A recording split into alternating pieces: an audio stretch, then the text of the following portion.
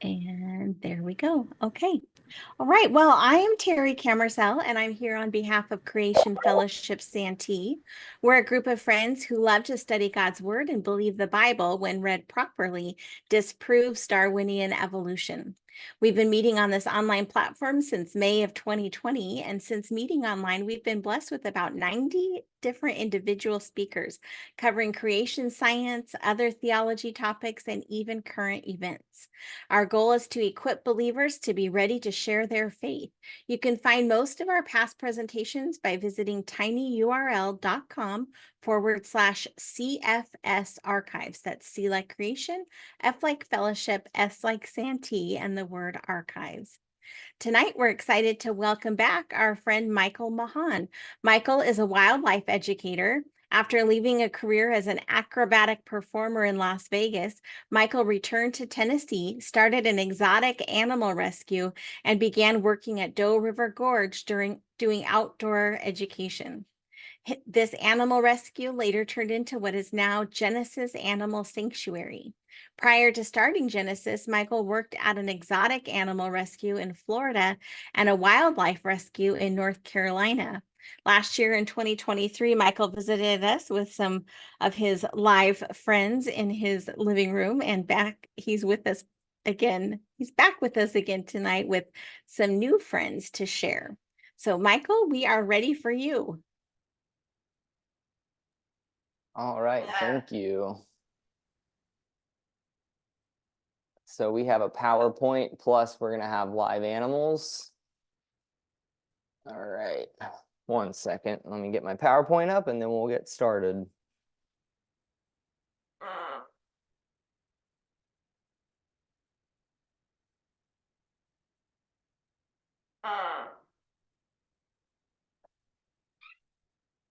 All right. Can everybody see everything? Michael, let me just quick remind everybody, up in your right-hand corner is the word view. If you click on view, you'll find side-by-side speaker. Click on that.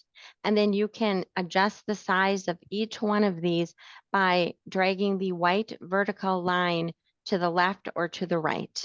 Okay, I'm done. Awesome. So this talk is called Ask the Animals, and we're going to look at some of the incredible design features that God gave these animals.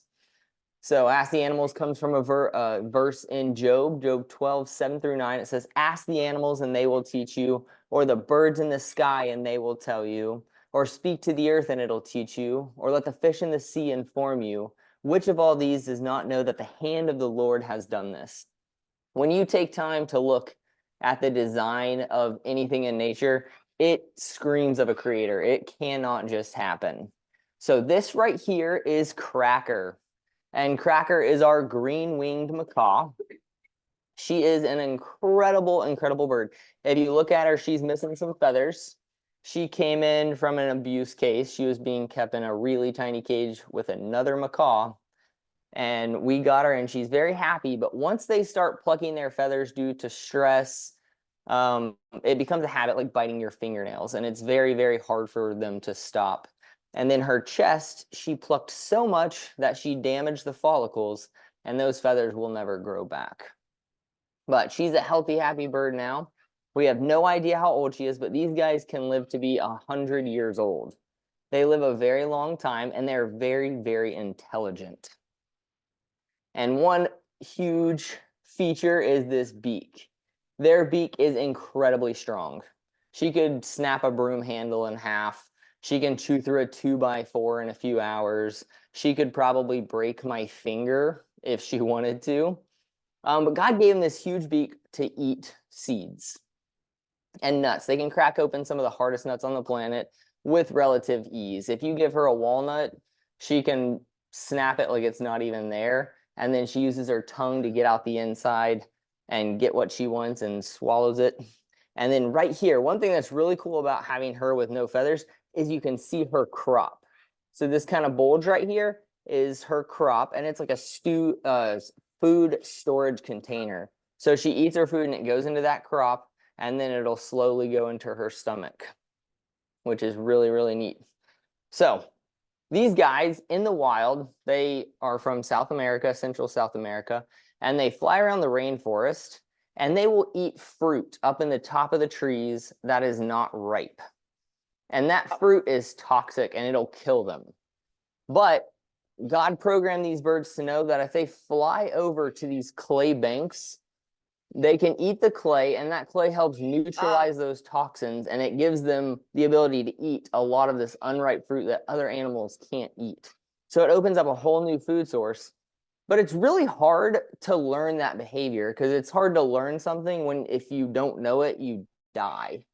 So it's very, very difficult to learn a behavior that will kill you if you don't know it. That's something that God programmed these animals to know how to do, so that way they can survive in the wild and they can eat all this fruit and eat that clay, and it neutralizes those toxins. It's absolutely incredible. So these birds are really cool. If you look at her face, let's see if I can get her a little closer to the camera. You can see all those tiny feathers. And that is a fingerprint that God gave them. Each green-winged macaw has that beautiful feather pattern, and each one is different. So you can tell the individual bird by looking at those facial patterns. Really cool. And this is the second largest species of macaw in the world. Very, very fun bird. They're my favorite species of macaw. She's my best friend. All right, I'm going to set her right up here. But these guys, their feathers are incredible, and their feathers are perfectly placed. And one thing that's just absolutely, you can't explain it, is that they molt their feathers. And so once a year, typically, they're going to replace those feathers, and they'll get rid of the feather and grow a new feather. And they molt in pattern, and they molt in matched pairs. So if they lose one feather, they will lose the exact same feather on the other side within about 48 hours. And that's to keep them balanced. These are flight feathers. And if they lost a bunch of flight feathers on one wing, they would not be able to fly. So God thought of everything. And he designed these animals to molt in matched pairs, so they will lose feathers within about 2 days. Really, really cool. Really cool. And so if you map out a bird's wings, they are absolutely symmetrical. And so they'll lose the same feather on each side. And that's a right and left wing primary feather from a green-winged macaw. And then the diversity of feathers. This is her tail feather. It's probably about 2 feet long. And then we got this little guy. Let's see if I can get that in focus. I don't know if y'all can see that. Oh, I dropped it.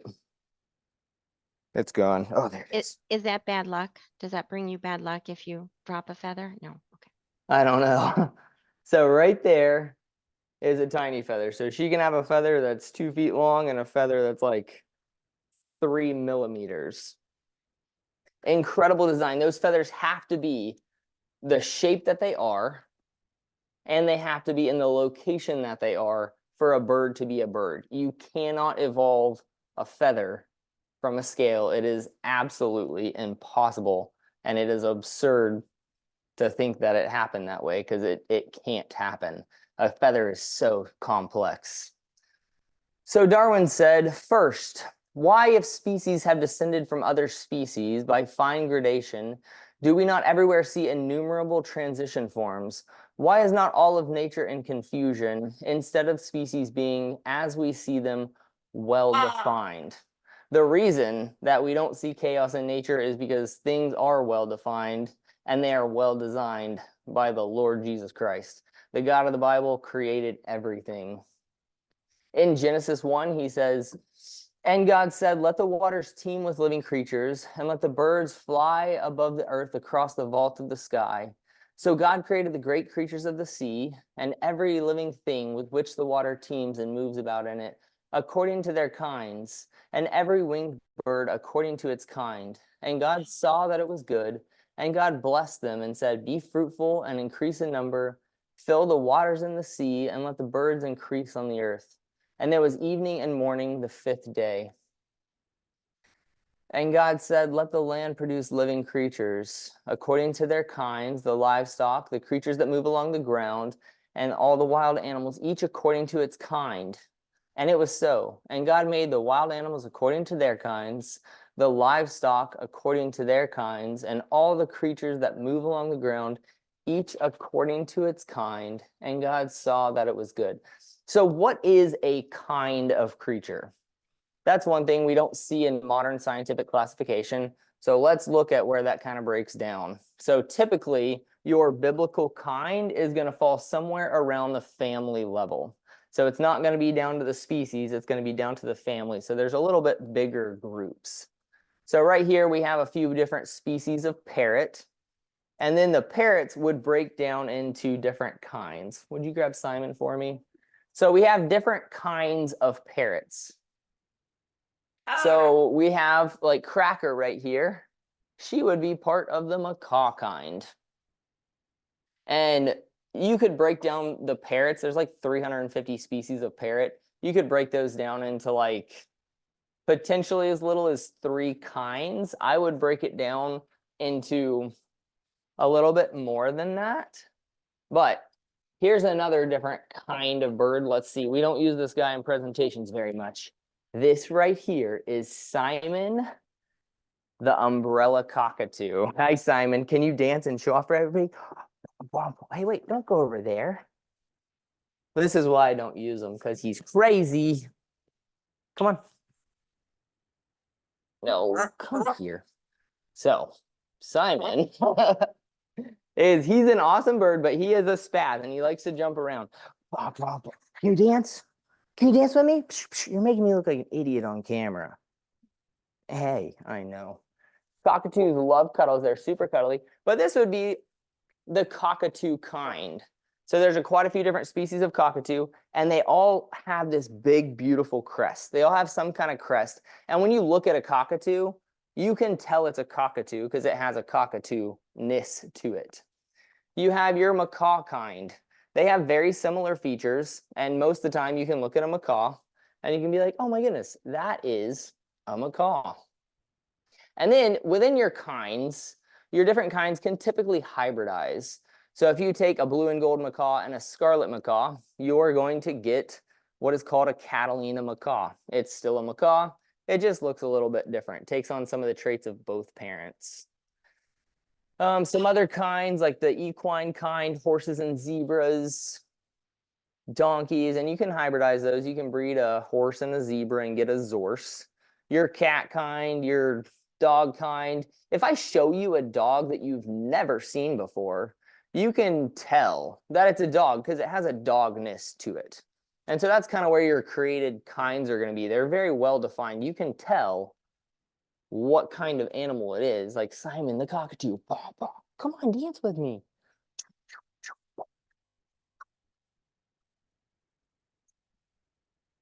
You're making me look like a fool. What can you do? Sometimes they don't cooperate.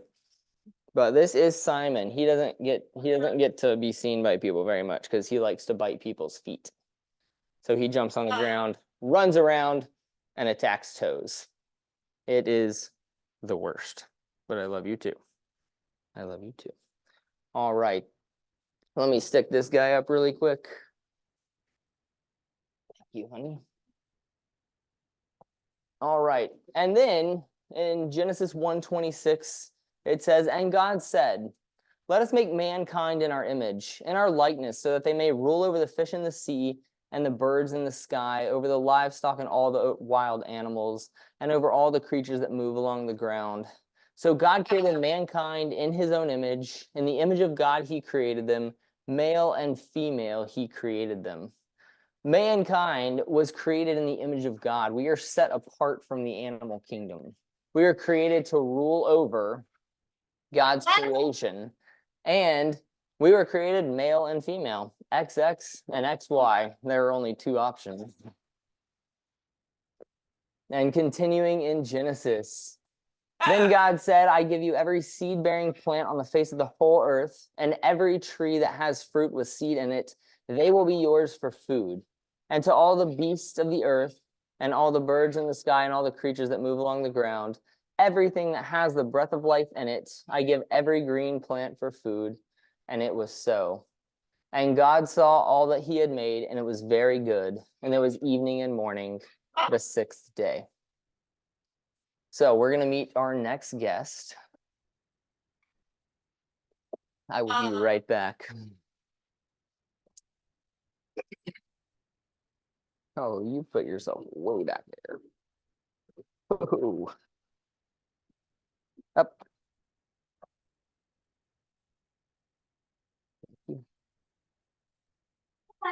Hello.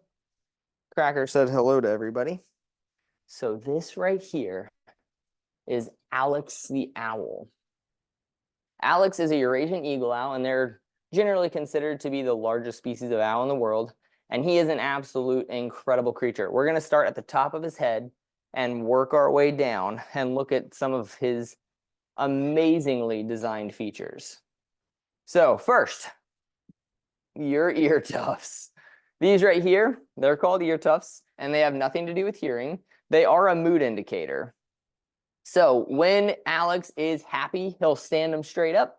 When he gets kind of grumpy, he lays them down. So he's in an okay mood right now. And then they also aid in camouflage. So they help break up his shape when he's sitting up in a tree. They kind of add a little bit more shape to his shape, so he's not just a big blob. And it kind of helps in the camouflage. And then one of the most notable things about owls is their eyeballs. They have huge eyes. If your eyes were the same size as his compared to the size of your head, your eyes would be the size of grapefruits. Really, really big eyes. And they have incredible vision. And he could see text on a newspaper from about across a football field. So they can see very, very well. Isn't that right, buddy? And their eyes are so big, and they're kind of tube-shaped back into their head. So they can't actually look side to side like we can. But God gave them the ability to rotate his head 270 degrees. He can turn his head 3/4 of a turn. It's super, super impressive. He can turn his head backwards and look up. He can look wherever he wants because God designed his neck to be absolutely incredible. And then, so his ears are right below here. They're right there on the side of his head. And his hearing is about 10 times more sensitive than a human. So they also have very, very good hearing. He has this sharp little beak right here. It looks really small because it's covered up with feathers. And they also have these bristles. They look like hairs, but they're a sensory feather. Because once they get up close to something, they have a really hard time seeing. And so they use those bristles to kind of feel what they're about to eat. And then that sharp beak they use to tear flesh. And they'll swallow it. And then they can't digest the bones and fur. So they'll compact that and they throw it up what's called an owl pellet. And so when he eats a rat, he usually swallows them whole. And then he will vomit up a pellet of the bones and fur before he eats his next meal. So one of my favorite features, my favorite feature of the owl is their wings. And owls are the only species of bird in the world that have this. They have a special fringe right here on their primary feathers. Let me see if I can I'm going to zoom in just a little bit, see if we can get on that. Right there. You can see that fringe just a little bit.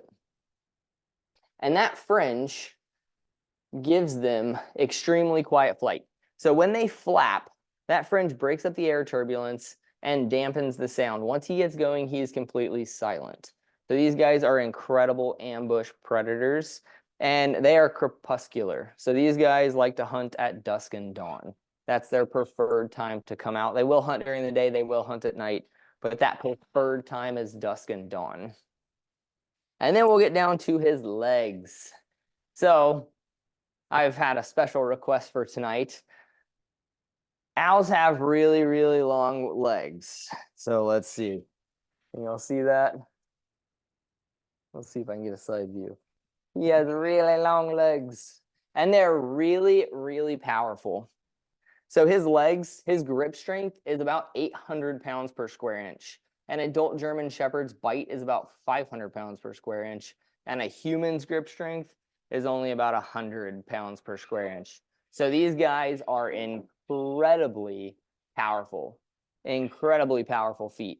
They can take anything from a small rodent to a fox or a small deer. And then he also has about a 5-foot wingspan. And then another thing, usually people guess how much he weighs, and my average guess is probably between 20 and 30 pounds. But God thought of everything, and these guys are built for flight. Birds are built for flight. Alex only weighs 5 pounds. Extremely, extremely light. And he has hollow bones, and then his feathers have a rachis. This is one of the parrot's feathers, but this tube right here, the shaft, is called the rachis, and it is like a foam-filled tube. It's lightweight, flexible, and strong. And then those hollow bones, everything about him is just built to be lightweight and powerful. Really, really incredible bird. Huge fan. Here's a close-up of his feet. And then they also have these really, really grippy feet. So once they grab onto something, it's typically not going to get away. All right, our next animal is named Carly. And Carly is our crested gecko. And crested geckos are really cool. They were thought to be extinct until 1994. And they were rediscovered on the Isle of Pines in New Caledonia. And she's occasionally kind of jumpy. But this right here is, let me see if I can get her in focus. There she is. This right here is a crested gecko. And you can see those, they're also called an eyelash gecko because they have these beautiful eyelashes. Really, really incredible animal. So geckos are probably my favorite type of lizard. And this particular species, they love to eat insects, but a lot of times they eat nectar and fruit, depending on the time of year. And they cannot blink. So to clean their eyes, they will lick them. And it's really fun to watch. Super cool. And then she has this beautiful tail, and it's partially prehensile.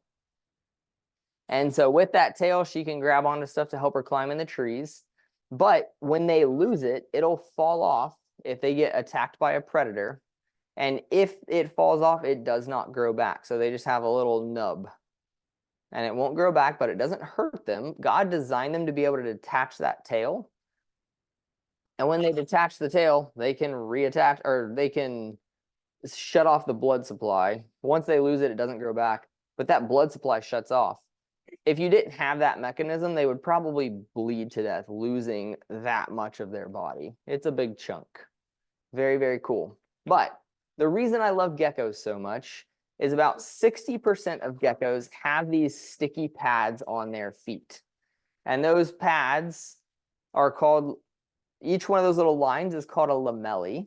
And they're made up of millions of tiny microscopic hairs that are about 1,000th the size of the 1,000th the diameter of a human hair. And there's millions of them on each one of those little lines. And those little setae hairs go into split ends, and those split ends are called spatula. And they are so tiny that they can kind of combine with molecules. It's called van der Waals forces. And they're attracted to the surface by very weak atomic attractions. And these forces are like so weak they could barely keep atoms connected together. But there's billions of them on the bottom of these guys' feet. Oh, there he goes. And that allows them to stick to just about any surface. This gecko can climb straight up a glass wall. Really, really incredible design on the gecko. Love these guys. And so here's a picture of kind of what those setae, what those individual hairs look like. They come off and they have these little split ends. But their feet are incredibly designed. You can't evolve something this complex because you have to have everything there from the start or it doesn't work. And their feet, down to like how their feet function, is absolutely necessary because these guys, most people's feet bend down like this. These guys roll their toes up. So when they let go, they roll those toes up. And that's how they get their foot unstuck. And if they didn't have their foot shape, and the correct design of the foot so it can detach those pads one at a time, they would put their foot down, they would get stuck, and they would die because they would not be able to get their foot unstuck. Very, very, very cool little animal. This is the crested gecko.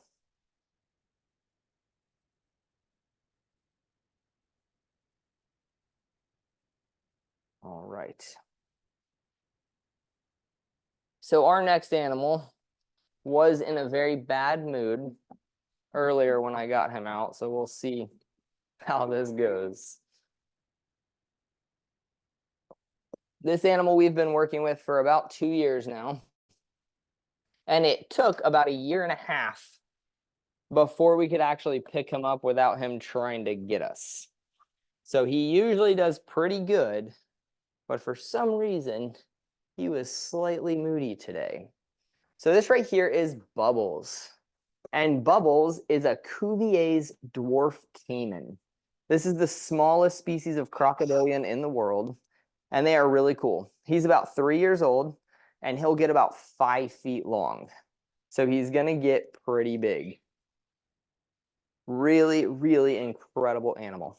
So these guys are designed for an aquatic environment, and they have everything they need to thrive. Let's see if I can get him focused on his face like that. Yeah. To thrive in an aquatic environment. You're going to find these in South America. And so everything they have is set on top of their head. So their ears are right behind their eyes, right on top of their head. Their eyes are set on top of their head. Their nose is set right there on the top of their snout. And that way, when they're hiding in the water, they can stick their head out of the water just barely, and they can see, smell, and hear. And the rest of them is hidden. That way they can sneak up and ambush whatever they're trying to catch. And then they also have valves. So if you look in the back of his throat, he has a palatal valve, and he shuts that off so that way when he's catching fish underwater, he doesn't swallow a bunch of water. He also can shut off his ears and his nose. They both have flaps that they can close. So when they go underwater, they can catch fish and they're not going to swallow a bunch of water. Really, really awesome. They also have a nictitating membrane. So it's like a third eyelid that they can shut.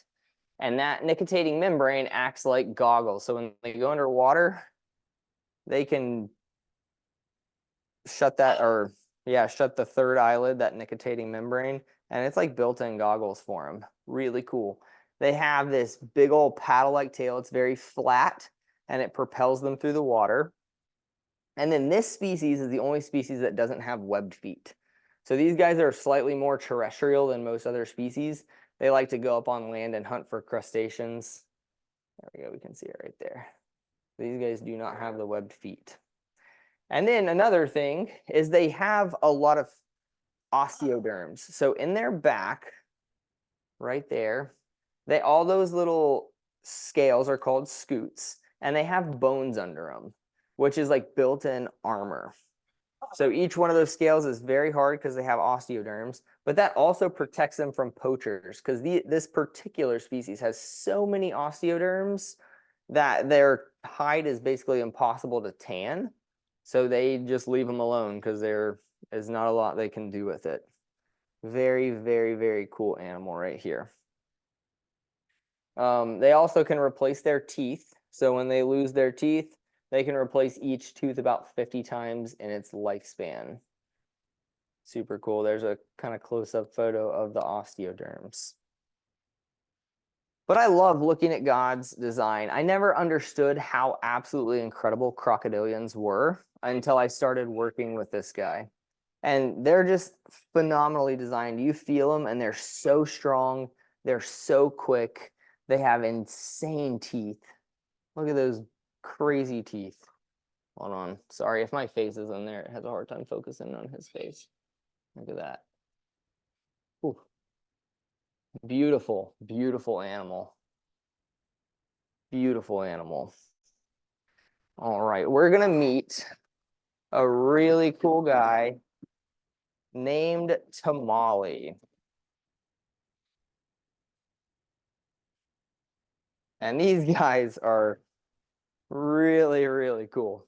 This is a blue-tongued skink. And this is a northern blue-tongued skink from Australia. And they get their name, blue-tongued skink, because they have that bright blue tongue.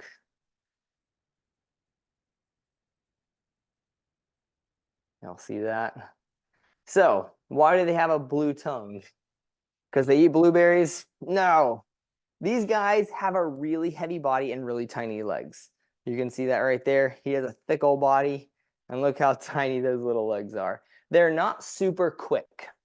So these guys are going to have a hard time escaping from a predator. They like to burrow underground, but if they're caught out in the open, there's not a lot they can do. They can't climb very well, and they're really slow because they drag their belly on the ground. But God gave them that bright blue tongue. And so these guys mimic animals in nature that are brightly colored and are poisonous or venomous. And these guys are neither, but if a predator gets after them, they'll stick out that bright blue tongue, open their mouth, and they'll try to scare away the predator. And predators will see that and be like, oh, I don't want to eat that. I might get sick, or it might be venomous. So God gave them that, and they know how to use it. These, when they have babies, they have live young, and they can have like up to 30 babies. And their babies just leave. So they don't hang out with mom. Mom doesn't teach them to stick out their tongue at a predator if it comes. It had to know how to do that. God programmed these animals to know that they need to stick that tongue out at a predator, because the first time they don't do that and they get caught in the open, there's a good chance they're going to get eaten. So that is a behavior that has to be inherited. It has to be taught. They have to know how to do it. Really, really beautiful. I'm going to zoom in on his face one more time so we can look at that bright blue tongue. Look at that. All right, there we go.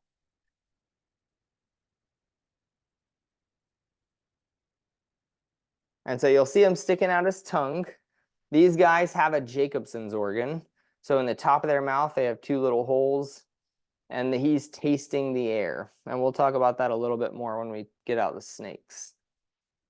But this is Tamale, the blue-tongued skink. And if you look right there on the side of his head, that is his ear hole. So lizards have external ear openings. Snakes do not. Really, really cool.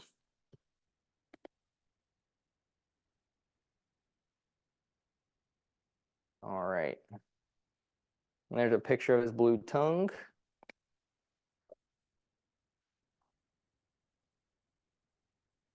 And now this is probably, in my opinion, the most beautiful species of non-venomous snake. This is Noah, and he is a Brazilian rainbow boa.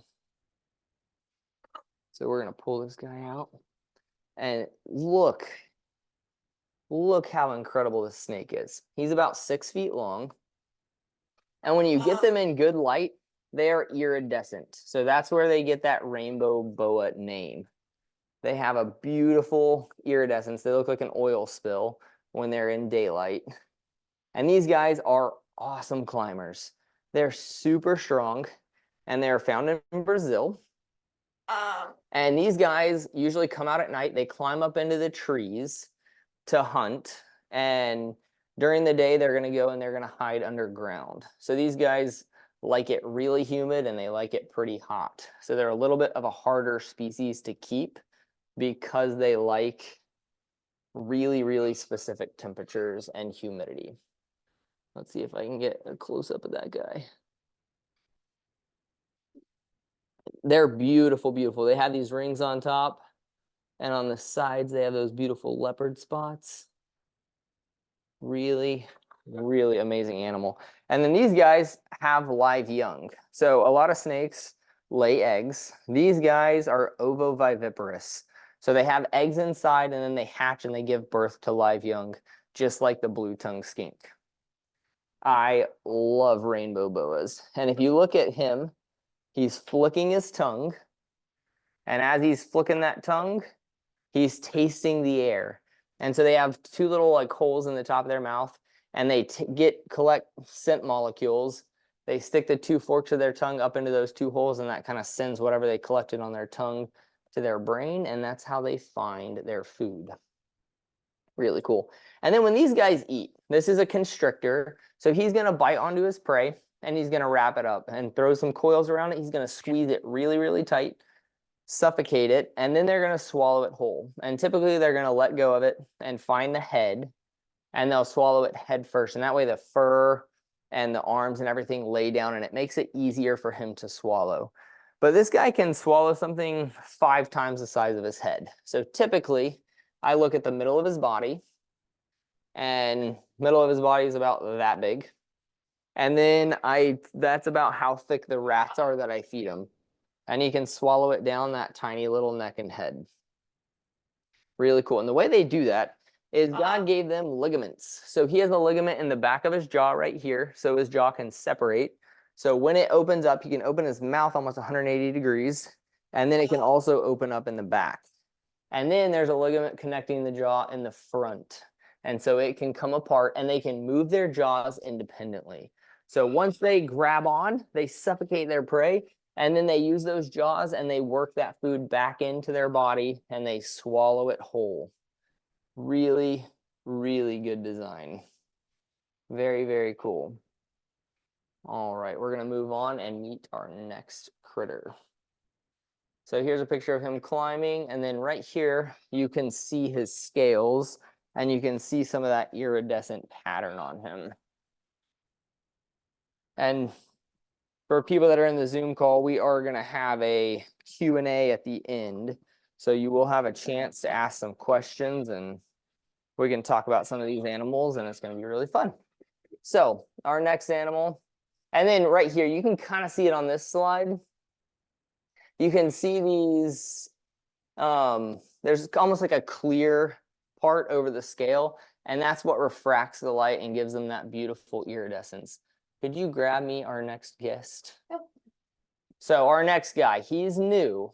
This is his first time doing anything with us. His name is Pinto, and he is our sulcata tortoise, or African spurred tortoise, or an African spur thigh tortoise. And the reason they're called a spurred tortoise is on their back legs, they have these like huge, like elongated scales, like these huge spurs on their back legs. And they're really impressive. But these guys are really cool. They're found in northern Africa along the southern edge of the Saharan desert. Oh my goodness. Okay, let me grab this guy. He is our heaviest animal that we're using tonight. He weighs about 50 pounds. So this is a big old tortoise, and he is about 16 years old. And these guys, the males, can get over 200 pounds. So they can get really big. They can get about 30 inches in diameter and over 200 pounds. Really, really big animal. They are the largest mainland tortoise in the world. All the other bigger tortoises, the Galapagos and the Aldabra, are found on islands.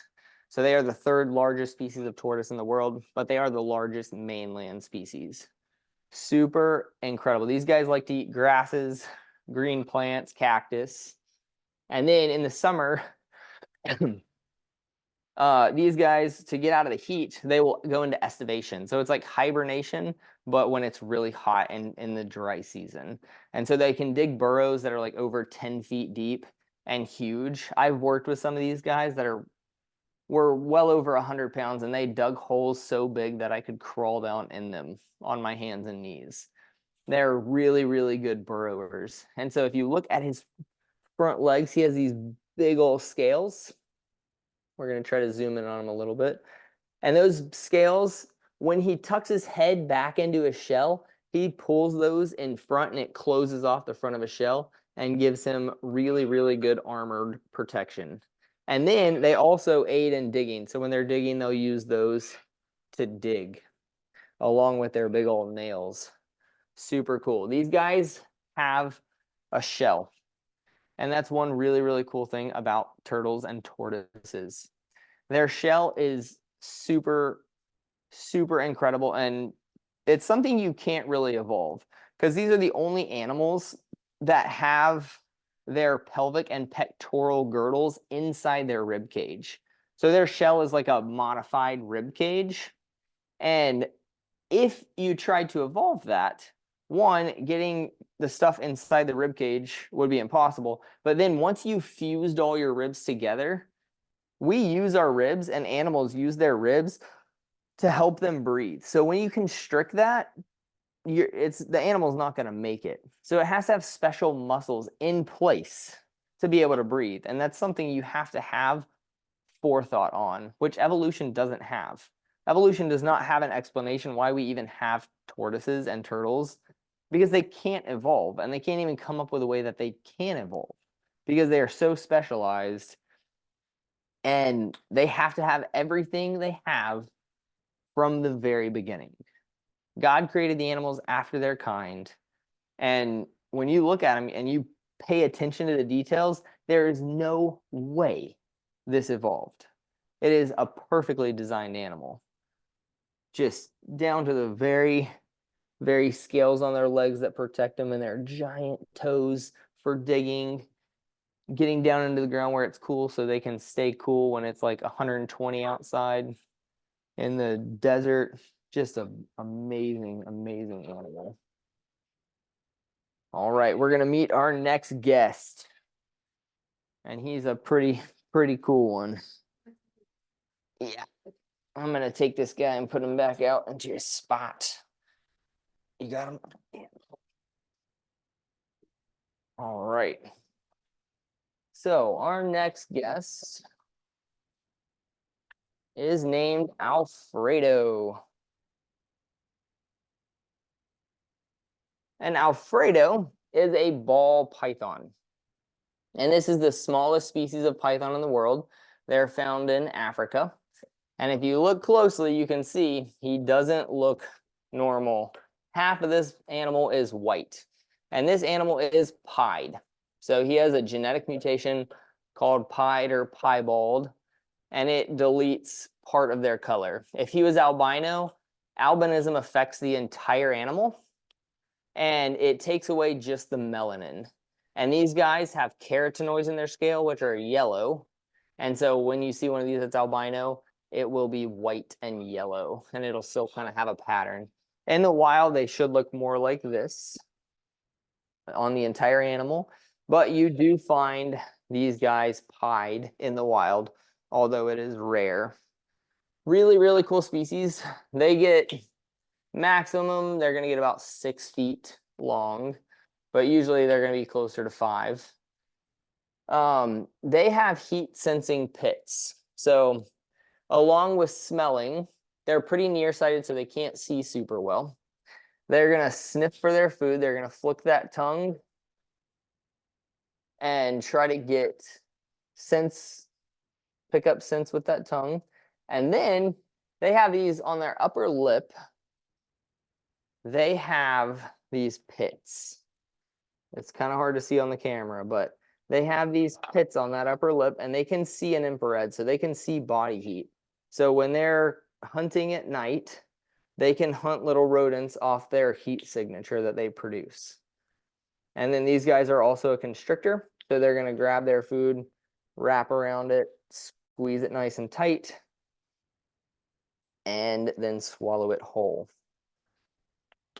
One really cool thing about these guys is they are egg layers. They lay eggs, and they like to egg brood. So they'll sit on top of their eggs and protect their eggs and kind of help regulate their temperature.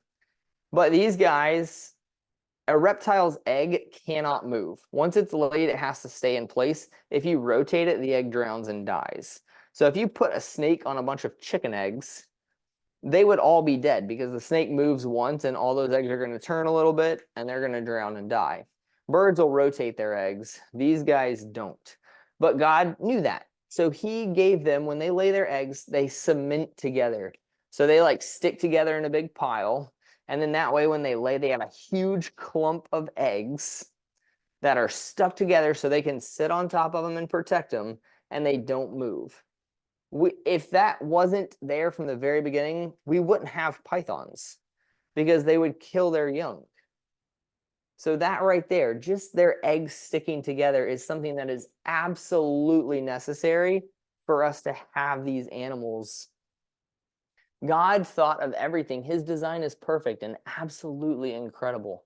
It's so fun. I love looking at all the crazy tiny details that God put into his creation.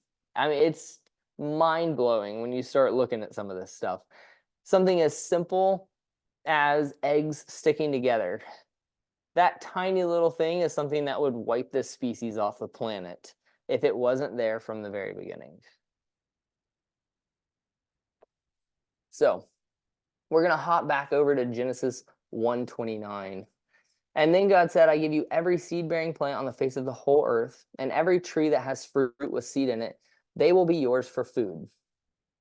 So originally, all of this creation, we just talked about a lot of predators. Originally, this was all vegetarian.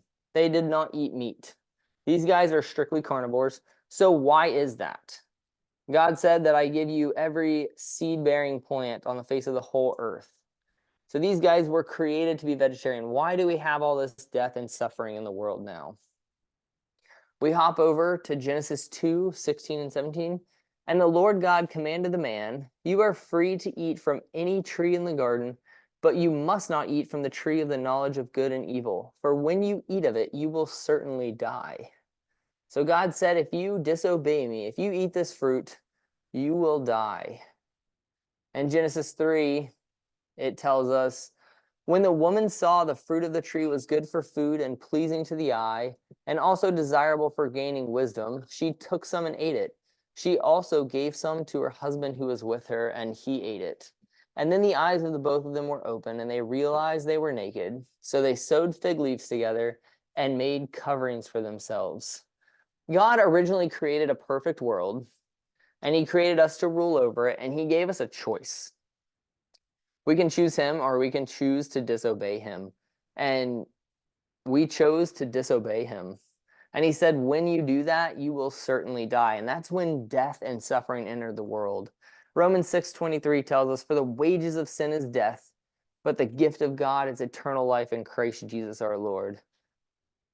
And in Romans 5:19, it says, for just as through the disobedience of one man, talking about Adam, many were made sinners, so also through the obedience of one man, many will be made righteous. Talking about Jesus Christ. The wages of sin is death. And so that's the only punishment.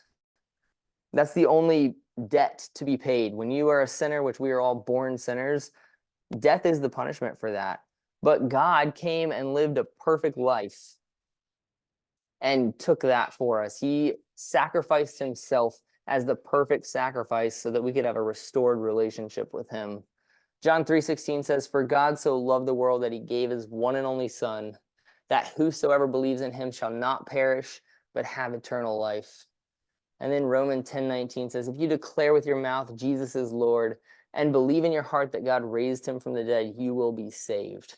This is great news. There is so much sin and death in the world. And a lot of people are like, how can God be good? How can you believe in a good God with all this death and suffering in the world? How can he be good? The reason he's a good God and there's all this death and suffering is because when you track back where sin came from, you don't track it back to God. You track it back to man. He said, if you disobey me, you will certainly die. It doesn't go back to him. It goes back to us and our choice to disobey what he said. And yet he still came after us and sent his son to die on a cross for our sins. That is incredible news. And I'll leave you with this. Matthew 10:29 through 31 says, are not two sparrows sold for a penny? Yet not one of them will fall to the ground outside your Father's care. Even the very hairs on your head are all numbered. So don't be afraid. You are worth more than many sparrows. He didn't say that he knows how many hairs are on your head. He said they're all numbered. That means he knows which ones fall out. That is a God that cares and a God of detail. And the God of the Bible is the God who created everything. he is an absolutely powerful God that loves you. And it's so cool when you can look at his creation and just give him glory for what he's made and what he's done. And that is it for me. We have a few things I'm going to talk about just as far as stuff. Our website is genesisanimalsanctuary.org if y'all want to check that out. And then I work at Dover Gorge Ministries, and we run all kinds of different programs. We have summer camps, we do retreats, outdoor ed, special events. And then I am our gap year director. So I run a 9-month discipleship program for high school graduates. And that goes from like September to May.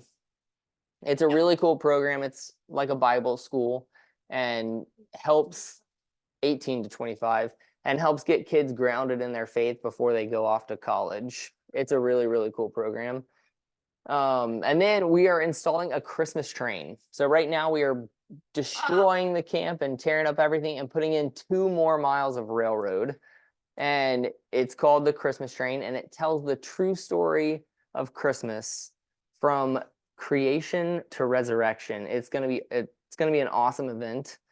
Being able to go on a 20-minute train ride and just see these like life-size storybook storyboards going all the way through the resurrection of Jesus Christ. And then now we're going to go ahead and open it up if y'all are ready for our Q&A. We are ready. And if you don't mind, I think I'll go ahead and stop your sharing so that people can see you, especially if you have to take any more animals out in order to answer questions. But we do have quite a few questions. That was really great, and I appreciate you letting us see the owl's legs. So first question, the 2 birds that you had at the beginning, the macaw and the cockatoo, can macaws and cockatoos mate? They cannot. So they would be considered, they're different kinds of birds. They're in different, they would be a different kind. So they cannot mate, but your different macaws can. Okay. I think you said that Alex's grip strength, you threw out a few different animals that he could grip. So, did you say a small deer? Yeah, so these guys could take anything, the owl could take anything from like a small rodent to a fox or a small deer. Would Really, he really eat the powerful. small deer Yes. and swallow it whole? They wouldn't swallow it whole. So if they can't, they prefer to swallow stuff whole, but if they can't, they'll tear it up into little shreds and eat it. So my next question, of all of the animals you showed us, which would be the top of the list of predators? Like when you have to separate your animals, they're like they go off screen and we're not sure what's going on. But which is the one that you're most concerned would eat the other ones? So as far as like wood, most like our owl is very well fed. So he probably would not mess with anything just because he doesn't need to. But he's the apex predator. He's the top of the food chain. So out of everything we keep, he's top dog. That's interesting. And then yeah, go ahead.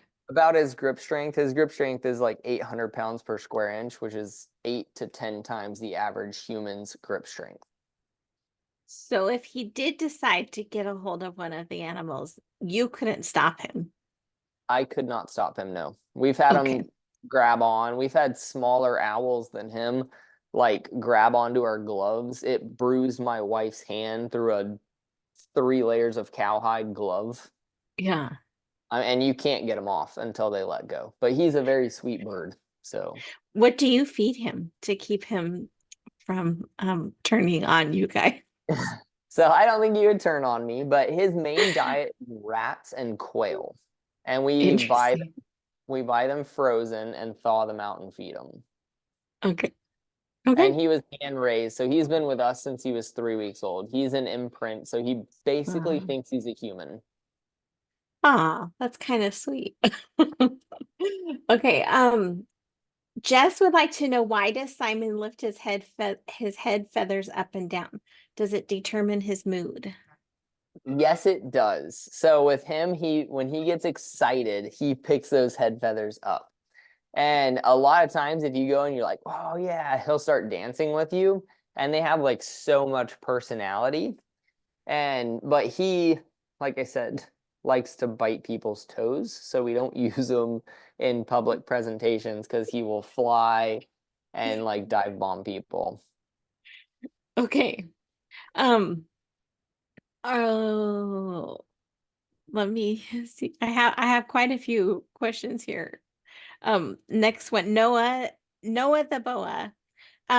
He's so shiny. So how like does that cause a danger for him with his predators that it makes him more obvious to them? It doesn't. So he is very, very shiny, but these guys are nocturnal. So they're going to come out at night and they're going to hide underground during the day. So that shininess doesn't really affect them. And they're also in the rainforest. So there's not a whole lot of light getting to them in the first place, even if they were out during the day. And when you put him on the ground, he's pretty camouflaged. That shininess does not make him stand out as much as you would think. Okay. And Noah's female counterpart, how many live births would she have in her life? In her life, I'm not sure. I don't know clutch size of the rainbow bow. I'm sorry. I can't. Okay. I don't know how to answer that one. I'll look it up.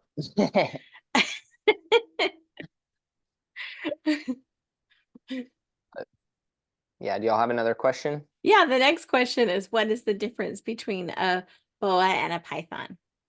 That is a great question. One of the huge differences is pythons are oviparous, meaning they lay eggs, and boas are ovoviviparous. They have live young. Oh, okay. Is that really the only difference or just the biggest difference? It's one of the bigger differences. Their body shapes are different. Like I feel like boas are more square and like blocky than a python. And your boas, like an anaconda, is the heaviest. So they're a lot heavier bodied typically. They have really, really heavy bodied snakes, and then your pythons, you have like your reticulated python that are bigger than your other ones. Yeah. They're like 30 feet, so they're like the longest snake in the python family. Um, I, oh, w- is is Alfredo named that because of the sauce? Yes, he is. We thought it was a fun name because he's pied and half of them's white. So, and then we named all of our ball pythons except for one are named after pasta. So we Ooh. have, yeah, quite a few pasta named snakes. Um, the skink that you brought out, the blue tongue skink, is it overweight or is that just normal for the way a skink should That be? is just normal for the weight. So everyone's like, why is your skink so fat? But they're just like really heavy bodied animals. And they have those tiny legs. It helps them burrow into the ground with the small legs. But that's what they're supposed to look like. If you look at them in the wild, they are pretty chunky. And his Yeah. name is Tamale because he looks like a tamale. Okay. Okay, there's a couple more questions coming in. Who do you think would win in a fight between a boa and a python? It depends on the species.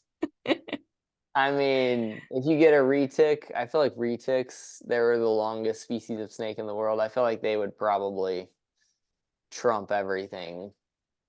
They're just beasts. Um, and That's Jess my wants guess. to Yeah.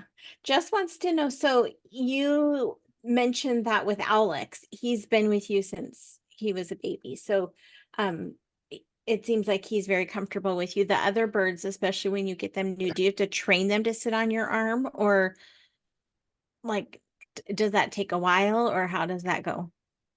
So it depends on the bird. Some birds we get in, a lot of the parrots, some of them are super abused. And I've had Mm. birds that I can't even like touch them for over a year, and that I work with them pretty much every day. So I've had some birds we get in and they'll step up and they're good to go, and some birds we'll work with for 2 years before we can touch them. And sometimes I've had one of my birds we never could hold. He wouldn't let people hold him. I could pet him, but it took a year and a half before he would stop going into like a full panic when he saw a person. Hmm. So it really is variable on the bird. Okay, well, we're going to wrap up our public time now. So if you could remind everybody one more time how they can find your ministry and support you. Yeah, so you can hop on doerivergorge.com, or you can hop on genesisanimalsanctuary.com or .org, sorry, genesisanimalsanctuary.org. You can find that. There is, on both places, there's donation links if you're interested in like supporting us personally in our ministry. You can find that through the Genesis website, or you can go into the staff page of the Doeriver Gorge website, because Okay. we do raise money as missionaries to do what we do. So Yeah, perfect. All right. And we are Creation Fellowship Santee, and you can find um, a list of our upcoming speakers by typing in tinyurl.com CF Santee, C like creation, F like fellowship. Santee is spelled SANTEE, or you can also email us at creationfellowshipsantee@gmail.com to get on our email list so that you'll get notifications and invitations for all of our upcoming speakers. And with that, we're going to go ahead and sign off the live stream for tonight. So